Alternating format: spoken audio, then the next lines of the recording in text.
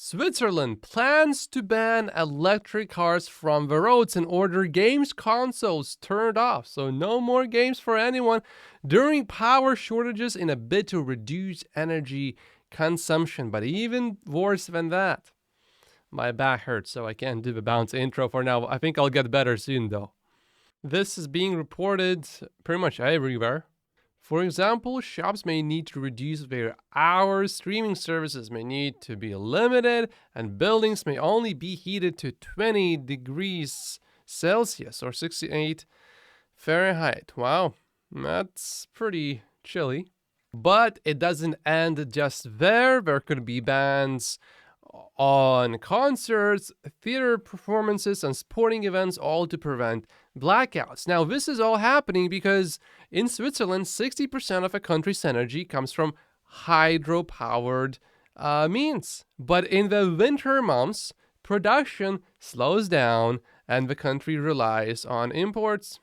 So we'll talk what this means to Tesla in Europe. And specifically, they have 3 levels of restrictions in the first tier and then 2 levels in the third tier. So as things get worse, the restrictions get a lot stricter.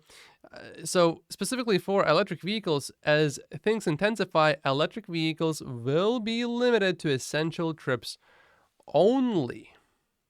Now, I don't know about you, but if I lived in Switzerland and if I had a choice between an electric vehicle and a gasoline vehicle right now, I don't know. I would want to have at least one in the household that is powered by gasoline. So let's dig deeper. How bad is this going to get? So we have 60% coming from hydropower. We have 30% coming from nuclear facilities, but we are phasing this out. So everyone is getting rid of Russian oil, and they are also phasing out nuclear energy at the same time. Interesting. An exceptionally dry summer in Europe has caused the levels in lakes and rivers to drop, resulting in less energy being generated by the hydro plants as a result. So, Switzerland, wow, they are getting a triple whammy here. There is Russia, of course. Then there is nuclear phase out of the energy. And then there is a hot summer that reduces their hydropower generation. You don't want to be Switzerland right now. During the warmer times, a large amount of energy is exported to neighboring countries, including Germany and France. Okay. As a result of the Ukrainian conflict, European nations have suffered the loss of Russian gas supplies. Switzerland is not reliant on supplies from Russia, though, which is a great thing, you would think at first, but still, the result has been that these countries make a bigger demand for Swiss exports. So, just as affected, pretty much.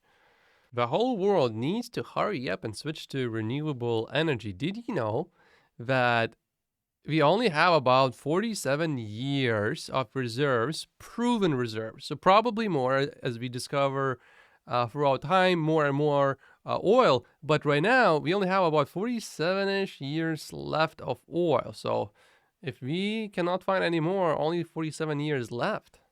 Which for Tesla, of course, that is great news. But oh, Switzerland banning electric cars short term? Well, this is short term only, so short term this is not good. And other countries could do similar things as well in Europe. Interestingly, in Germany, which is a market that we really want to pay a lot more attention to, electricity prices for households will be capped at 40 cents for 80% of the estimated consumption. I think that estimated consumption of the previous year. So in Germany, I guess, probably EV demand should be just fine. Although you are probably, if you get an EV, you will almost definitely go above 80% of your consumption from the last year. So this could be not exactly great. Generally, electricity for EVs in Europe is still much more cheaper than using a gas power vehicle, you can see how much electricity has, in terms of price, increased this year, the first half of this year. Latvia, you can see 59% increase. That's big, but most countries, Finland 10% only, Sweden 23%, Germany, which is what we really want to pay attention to, 2.6% only. So that's a tiny increase. Poland had a decrease of 3%. So not everywhere is bad. Or still, it's better generally than just using diesel or gas to power your car in terms of price, because also diesel and gas also went up in price substantially. I mean, check this out. In Germany, electricity only increased 2.6%, while natural gas, the price went up 24%. And here I finally found the average EU electricity price per kilowatt hour. It's 35, almost 36 cents. So about 38-ish US cents. And you can see the price has increased quite a bit, and it will probably keep going up. Natural gas also has increased in price a lot. So still going with an EV, assuming that you can actually charge your car, it still makes a lot more sense than buying a regular car. Let's get into some good news now. In Australia, EVs hit 4.7% of all new car sales in November. Tesla Model Y is clearly leading the way by far. And Tesla has now delivered more than 50% EVs to Australia in 2022 compared to 2021. Here's something to really think about. This will make you feel better if you are feeling not happy today. In January of 2021, Tesla stock was at about $300 almost, and Model Y long range cost $50,000 to buy. Today, Tesla is at $180-ish, and a Model Y long range costs $66,000 to buy. And that is a 32% increase in price. Clearly, Tesla's fundamentals have gotten better and stronger, although Elon did sell a lot of stock, but the company overall is getting better. And still, Elon owns a lot of Tesla stock.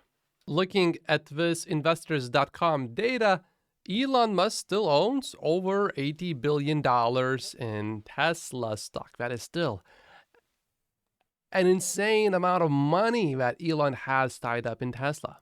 So, of course, Elon has a huge financial incentive also to make sure that Tesla keeps doing very well. The most important thing that we have to watch right now, short term, is the new weekly Tesla China car insurance data, which is expected to be released in about 8-ish hours or so from the time I publish this video. Troy says 12,000 would be as expected, 14,000 would be very good, 16,000 would be excellent. We want that number as high as possible. The higher the number, the less likely the production cut rumors are true. Also, how to point this out. See right here, ignore the first line and just look at all of these other ones. Now, if you showed this to, let's say, a 7-year-old and you asked them to fill out the next number to follow, I think they would put something high because it's increasing here, right? They would put a higher number, I think. So a 7-year-old logic, a wisdom of a 7-year-old would tell us that Troy would be very happy with what's to come. But of course, life is a little bit more complicated usually. I mean, Troy is saying here that 14,000 would be very good. Notice that this would mean a drop of more than 2,000 vehicles here. Dropping 2,000 less. And this drop has nothing to do with the rumors of production cuts in China. This has to do with the time when Tesla cut prices. It received a lot of orders at first. Remember, the website even crashed because Tesla got so many orders. And Tesla was not able to deliver all of these orders immediately. There was a little bit of a backlog, but now, Troy, it would probably appear, maybe the backlog is completely gone in China from that initial big pump, big generation of orders initially after the price cut. So this is why Troy thinks that a lower number would be good, because we don't have that backlog anymore that we had from earlier. So we'll see what happens with that number.